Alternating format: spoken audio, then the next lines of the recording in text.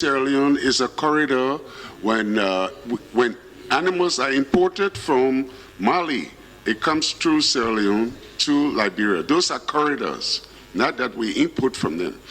The next comment or question, Liberia is not into high production of cattle. We have no high cattle production. And most of, when we say even the transhumans, animals that come in from these countries are used merely for slaughter, not even production. This is why I put in my recommendation that we are going to, it is proposed that we create a hub where we allow transhumans to come to help us build up our production system. And so when most of our animals, beef that we eat here, cattle, are imported, not produced in Liberia. And also, when I talk about the timeliness, the season of entry of transhuman, is referencing, for example, when the hub is established. If you take 1,000 acres of land for use of transhuman, and the land is already fully occupied, where you have to do a rotational feeding, okay? So if the place is already occupied, you will not allow more animals to come in until the population of animals there have been utilized or reduced. This is within that context when we talk about a time frame. Right now, we have no time frame in importation of animals. People import animals at any time, and they bring in their animals most often at any time. Certificate.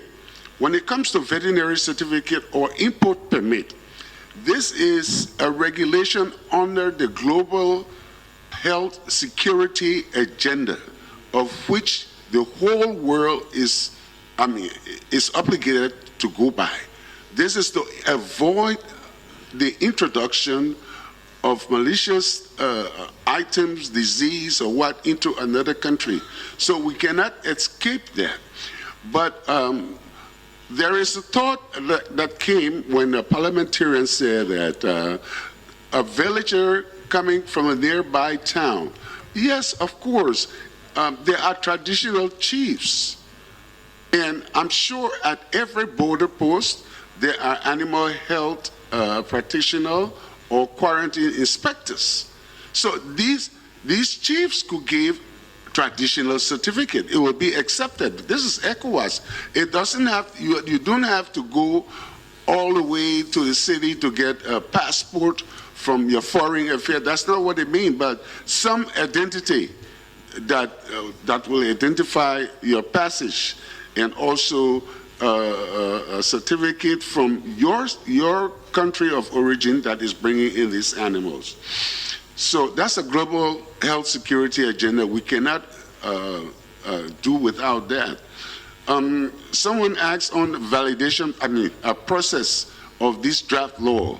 When we draft a law, for example, on transhuman or livestock policy, we call all relevant stakeholders vital to the process. We call farmers, we call cattle farmers, traders, cattle animal traders, we call university students, we call some legal practitioner from the law.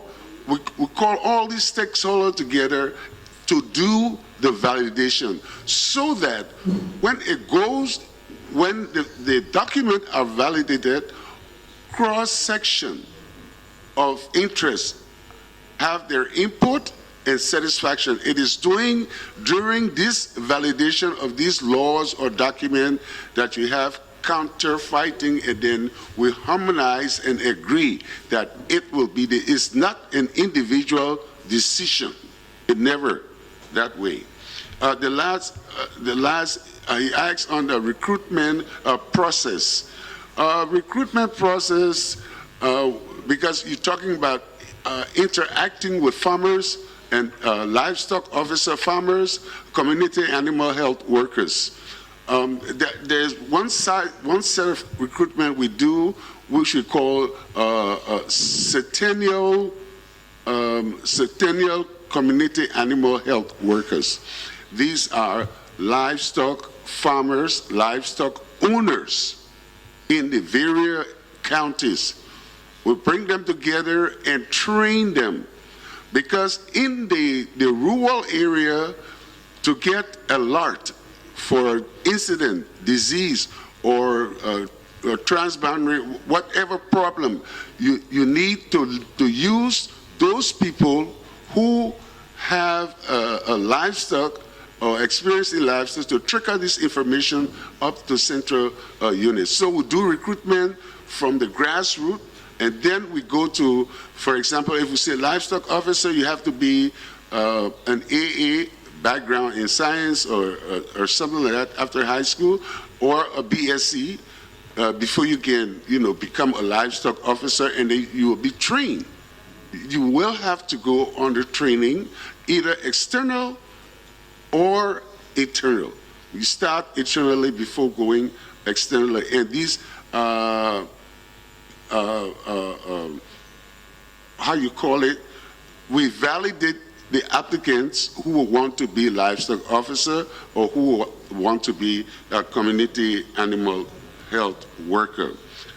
So I close on this traditional certificates.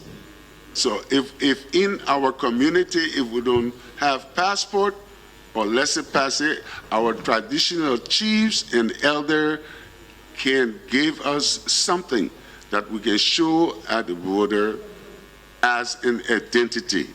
You have to have an identity in case there is an accident, in case the herder died. Who will know where is this person coming from when there is no identity? So that's the reason of all of these paperwork, and we should try to see it fit that we abide by them. Thank you very much. Muito obrigado aos. Uma salva de palmas, uma salva